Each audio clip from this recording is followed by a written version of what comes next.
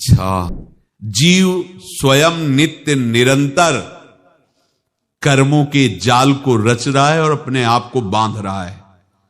आपको मुक्त होना है, बंधना नहीं है। जीव का जन्म कर्मों के अनुबंध से होता है, कर्मों के बंधन से होता है, और उसको अपना ऋण चुकाना होता है। कर्मानुबंध ये बहुत सूक्ष्म विषय है। जैसे आप जिस परिवार में जन्म लिए हैं तो उस परिवार के लोगों से आपका ऋण है, इसलिए उसी परिवार में आप आए हैं। और ऋणानुबंध उसको बिना चुकाए या बिना वसूल किए आप वहां से जाएंगे नहीं। आपको लेना है तो वसूल करना है और देना है तो चुकाना है। ये पूर्व के जन्मों से निश्चित किया गया है। जैसे किसी के यहां पुत्र हुआ, जन्म से ही पैसा खर्चा शुरू हुआ, बड़ा हुआ तो उद्दंडता के द्वारा मार पूरे परिवार को क्लेश पर क्लेश देता चला जा रहा है। ये तुम्हारे कर्म का फल है। या ऐसे शक्तिहीन बुद्धिहीन ऐसे पागल पूरे जीवन सेवा करो, तुमसे अपना हिसाब चुकाने के लिए वो आया है। अब परिवार के जो सदस्य जुड़े आके, मतलब पत्नी आते ही पूरी हृदय में आनंद, परिवार में आनंद, और जीवन भर वो आनंद ही सुख देने के लिए उसका जन्म हुआ। वो अपना ऋणानुबंध मुक्त, और आते ही भयंकर क्लेश खड़ा कर दिया, बीच में दीवाल और झगड़ा वैसा, फिर अतरे दिन मारपीट शुरू, कलह अशांति, पूरा जीवन नरक हिसाब करने आए। यहां ऋण चुकाए बिना कोई जा नहीं सकता, ऋण चुकाना पड़ेगा। किसी का ऋण वसूल करना है तो किसी को ऋण चुकाना है, दोनों काम करने होते हैं। अनेक जन्मों में अनेक लोगों के साथ हमने जो बर्ताव किए हैं, अच्छे या बुरे, वो होंगे। अब किसी आदमी को हम जानते नहीं, अचानक मिला, अचानक टक्कर लगा और मार पीट गाली गुप्ता सब कर दिया, चुपचाप सह लो। क्यों? ये आपका हिसाब है, पूर्व का हिसाब। हमारा उससे कोई द्वेष नहीं, कोई संकल्प नहीं। अचानक घटना घटी और हमसे द्वेष करने लगा, हमें पीटने लगा, हमें गालियां दे, ये हिसाब है, चुपचाप सह जाओ। अपने घर का भाई ही भारी दुश्मन बन गया और क्लेश दे, हिसाब है। एक प्रभुदत्त ब्रह्मचारी जी की वाणी में पढ़ा था, एक महात्मा जी भ्रमण करते थे तो उस समय असरफियां चलती थी, मोहरे असरफियां, तो उनको भेंट में देते लोग। तो या तो ठाकुर सेवा में लगे तत्काल, या संत सेवा में तत्काल लगे, उसका संग्रह करके डोलना ये ठीक नहीं है। बैरागी के लिए सिद्धांत में ये ठीक नहीं है। तो जब 2, 4, 6, 8 ऐसे मोहरे हुई तो उन्होंने विचार किया कि और भ्रमण करके जब काफी मोहरे हो जाएंगी तो प्रयागराज में जब कुंभ पड़ता है, एक बार पूरे सब अखाड़े के संतों को, अलग अलग संप्रदाय सब संतों को बुलाएंगे और सबको खुआएंगे। अब साधु है तो यही विचार करेगा, और क्या विचार करेगा। तो उन्होंने ऐसे डंडा बनवाया, बेंत, जो ऊपर से चूड़ीदार और भीतर पोला, और मोहरे उसमें डालते गए। और भ्रमण, जहां जहां श्रद्धालु भगत थे सबके यहां जाना और इच्छा रखना कि एक मोहर तो दे ही दे दक्षिणा में। कामना कोई भी हो वो बांधती ही है, ध्यान रखना। इसीलिए प्रभु जो चाहे वो करे, अपनी चाह नहीं रखनी चाहिए, अपनी चाह प्रभु की चाह में मिला देनी चाहिए। धीरे धीरे वो छड़ी भर गई। भ्रमण करने वाले महात्मा चूड़ी लगाई, इंतजार करते रहे। जब प्रयाग का कुंभ पड़ा तो चले। तो रास्ते में एक गांव में पूछा जाता है, जैसे कहीं रुको कि कोई श्रद्धालु ऐसा है जो संत सेवी है।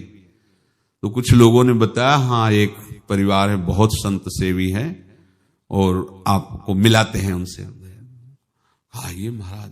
घर में रुका, खूब अच्छा हलवा पूड़ी पवाया, और जो घर के मालिक थे चरण दबाए। चरण दबाते दबाते उनकी दृष्टि पड़ी उस डंडे पे। इतना मोटा और ऊपर से कुछ चूड़ी सी भी नजर आ रही, इस डंडे में तो कोई रहस्य है ही है। अब महात्मा जी को खवा पिला के सुला दिया। महात्मा जी जब सो गए तो पत्नी से धीरे से कहा, वो डंडा लाओ बाबा जी का डंडा। वो चूड़ीदार जो ही खोला पलटाया तो सैकड़ों मोहरे। ऐसे संत रोज पधारे भगवान, तुम आनंद हो जाए फिर क्या। पत्नी से कहा, नाप के कंकड़ लाओ। वो तो महात्मा जी तो खाए खीर पूड़ी, आराम से सो रहे। रात में पूरी प्लानिंग करके उसमें कंकड़ भर के चूड़ी लगाकर सिराने रख दिया, सारी मोहरें हटा ली। महात्मा जी आराम से छड़ी उठाए तो वजन पक्का। वैसे बड़े लोग चतुर होते हैं, पर ये नहीं जानते कि कर्म कितना भयानक होता है। और उनकी कोई संतान नहीं थी, पर धन में इतना प्रेम उनको था। बहुत सावधान। साधु महात्माओं के पास जो अर्थ है, गृहस्थी अगर आता वहीं से है, पर अगर उसको जोर जबरदस्ती या किसी छल कपट से, तो वो उसका विनाश ही करता है। आज तक का प्रमाण है। अब उनको ये भाव पता नहीं होगा, या पता होगा तो लोभ के कारण वो उसको मान नहीं पाए होंगे। महात्मा जी गए प्रयाग में, किसी अखाड़े पर रुके और वहां प्रार्थना की कि कल जो है संपूर्ण अखाड़ों का निमंत्रण किया जाए और सब संतों को भोग पवाया जाए, उनको दक्षिणा भी दी जाए। महंत ने सोचा कि बहुत बड़ा है तो उत्सव है, क्योंकि प्रयाग में कितने हजारों संत महात्मा सब। उनका महाराज बोरों इसमें चीनी और टीनों घी लगेगा, सब व्यवस्था। बोले आप मंगाइए, एक एक हिसाब हम करेंगे, हमारे पास सब व्यवस्था है। बोले कुछ तो पहले दे दो, इकट्ठे देंगे हम। उनको था कि अगर हम छड़ी खोला और दो चार मोहरे दी, किसी को पता लग गया तो गड़बड़ हो सकती। बोले हम भंडारे के समय आखिरी में सब कुछ आपको दे देंगे। ठीक है। वो अपने पास से पैसे लगाकर खूब जितना सामग्री सब लाए, लाखों की, और सब संतों को निमंत्रण कर दिया। संत जन निमंत्रित हो गए, भंडारा बन रहा है। तब वहां के महंत है और उनका देखो भंडारा भी बन रहा है, संतों को निमंत्रण। अब आप अर्थ की व्यवस्था कीजिए, क्योंकि इतनी बड़ी हमारी सामर्थ्य नहीं थी जितना हमने किसी तरह हमने व्यवस्था की। अब मुझे अर्थ चाहिए, तभी आगे की व्यवस्था बढ़ेगी। संतों को दक्षिणा देंगे और जिनसे अर्थ लिया उनको दे। देखो रसोई बन गई है सब। उनका अच्छा तुम्हें विश्वास नहीं तो ये अभी चूड़ी खोली। उनको तो था ना कि मोहरे हैं, कंकड़। तो जैसे कितना उनको सदमा लगा होगा। हजारों संतों का निमंत्रण, रसोई बन, मतलब संत हो के छल कपट। तो उनका महाराज आपने तो हमारा नाश कर दिया, जो महंत थे। अब बताओ रसोई बन गई, संत निमंत्रित हो गए, और आप ये कंकड़ दिखा रहे हैं हमको। आपने तो हमें बर्बाद कर दिया। हमारी इतनी सामर्थ्य नहीं थी, आप पहले बता देते। संत होकर ऐसा छल कपट। अब वो बोले तो क्या बोले, क्योंकि उनको पता था कि मोहरे हैं इसमें। अंदर से उनका चिंतन गया उसी सेठ के पास, अच्छा ऐसा धोखा हमारे साथ किया, भोगोगे तुम। ये जो निकलता है ना भोगोगे, ये अकाट्य होता है। क्योंकि किसी का भी हृदय, मान लो किसी भी जीव जंतु को आप कष्ट दें और उसका हृदय आह भर जाए, तो वो आह वज्र की लेख तुम्हें भोगना पड़ेगा। वो देखो भीष्म जी को भोगना पड़ रहा है ना। सांप को ऐसे धनुष की नोक से उठाया और बंबूल के कांटों के ऊपर फेंक दिया, कई दिन तक छेदा हुआ, वो आह भर करके मरा। तो आपको 6 महीने बाणों की सैया पर आह किसी की ना लेना जिंदगी में। कोई ऐसा कोई आह भर करके कह दिया तुम समर्थ हो, हम तो कुछ कर नहीं सकते, और अंदर से दुखी, फिर तुम्हारी सामर्थ्य काम नहीं करेगी, मिट्टी में मिला देगी। फिर ये तो संत थे और भगवत आराधना के लिए, संत आराधना के लिए ही ऐसा किए हुए थे। अब इनका कैसे मुंह दिखाएं, अब क्या करें। सुबह संत जन आएंगे, सबके बीच में हमारी कि देखो इन्होंने, अब क्या करें। गए और संगम में जाके छलांग लगाई, अपने प्राण त्याग दिए। अब उनके तो पास मोहरे थी और व्यापार बढ़ा, और 9-10 महीने बाद ही लड़का हुआ। अब तो उनको कि संत फलीभूत हो गया। देखो व्यापार चल रहा, लड़का नहीं होता था, लड़का भी हो गया। बड़ा आनंद छा रहा है। जब से वो प्रकट हुए और धन की वृद्धि शुरू हो गई। पढ़ाई लिखाई में उनके खर्चा हुआ सब। बस बीमारी शुरू हो गई उनके शरीर में। अब उसमें पैसा जाना शुरू हुआ। इतने आसक्त तो वो दोनों हो गए कि कुछ भी हो, व्यापार ठप, संपत्ति बेचना शुरू। तो उन्होंने कहा कि बेटा मैं क्या कर सकता हूं तुम्हारे लिए? बोले हमारी अंतिम इच्छा है प्रयाग चलो, और जितने प्रयाग में संत महात्मा सबको एक बार भंडारा करवाओ, हमारी इच्छा अंतिम है। क्योंकि अंतिम यही इच्छा थी। तो बोले अब ज्यादा संपत्ति तो नहीं रह गई। तो बोले घर बेच दो, मेरे लिए ही तो है, बेच दो। मुझे लगता मैं बचूंगा नहीं, पर मेरी अंतिम इच्छा पूर्ण कर दो। घर बेच दिया, जेवर बेच दी। वहां गए, जब संत सेवा की तो बोले मुझे संगम तक ले चलो। संगम तक ले गए और बोले समझे तुम चुराए थे और हमने उसको छीना है, कुछ नहीं रह गया तेरे पास कुछ, अब केवल ममता और आसक्ति में जलकर मर और नरक प्राप्त कर। मैं वही महात्मा हूं जिसकी तूने मोहरे ली थी, शरीर छोड़ दिया। महात्मा को जन्म लेना पड़ा और इनको दुर्गति भोगनी पड़ी। ऋणानुबंध होश में, ऐसा नहीं कि आप जो कर रहे हैं कोई देख नहीं रहा, कोई हिसाब किताब नहीं, जो कर रहे हैं अवश्य में भोक्तव्यम, बहुत सावधान। अनेक जन्मों में अनेक लोगों से जो कुछ लिया दिया है, इस लेने देने को मिटा देने के बाद ही तुम मुक्त हो गए। इसीलिए एक उपाय है, लेना न देना मगन रहना। क्या? मालिक को समर्पित हो जाओ, मालिक को अपना माना हुआ समर्पित कर दो, खत्म। अहम त्वाम स्वरूपापेभ्यो मोक्षयिष्यामि, सब खत्म। आगे पीछे लेना देना सब खत्म। एकादश स्कंद में भगवान श्री कृष्णचंद्र जी ने कहा जो मेरे चरणों का आश्रय लेकर भक्त मेरा भक्ति करता है, उसके पितृ ऋण, मातृ ऋण, देव ऋण, ऋषि ऋण, सब ऋणों से मैं मुक्त कर देता हूं। बस यही एक उपाय है जो इसके बंद करने का उपाय भक्तों के लिए है, वो यही है, भगवान की शरण में होकर अपना माना हुआ पूरा भगवान के अर्पित कर दो। अर्पित करने का तात्पर्य उसमें अहम हटा दो। तो दियम वस्तु गोविंदम तुभ्यमेव समर्पय।